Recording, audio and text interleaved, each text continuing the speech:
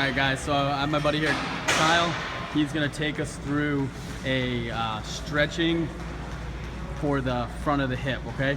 So what we want here is that we see this exercise get butchered all the time, because normally what people do is they normally just jam themselves as far forward as possible, okay? And most of the movement never even comes from the front of the hip, okay? It really just mostly just comes through that low back. They overextend through the low back. So what I want Kyle to do is come back to that 90-90 position again. Now I want Kyle to squeeze his glutes as hard as he can, okay? And then I want him to start pushing his hips forward while keeping that glute squeeze, okay? He won't be able to keep it if he exceeds too far beyond what his range is. And yeah, he feels it already, okay? Then he's gonna bring his hands forward like he's about to karate chop someone.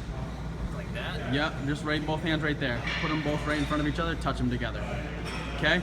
Now what Kyle's gonna do is he's gonna maintain that glute squeeze, and now he's gonna diagonally reach across his left shoulder without turning his torso. So he's gonna try to get those hands up as high as he can, as high as he can, as high as he can, not trying to stretch the torso or trying to rotate the torso. So really we should see the logo as much forward as we can, and he's really trying to stretch ahead. And now he's gonna squeeze the glute a little harder, and if he's got any extra range, he's gonna push forward just a little bit more, okay? And if we wanna load up, and if we feel like he's really tight and restricted through the obliques, which run right into that hip as well, which sometimes are some of the causes of feeling that tightness of the hip, I could get him to side bend a little bit. So he's gonna side bend to that left a little bit. He's gonna side bend a little more, and he's gonna really feel the load in that hip. He's gonna keep the glute tight, and he's gonna push forward a little more if he got it. That's all. You don't got it. Okay?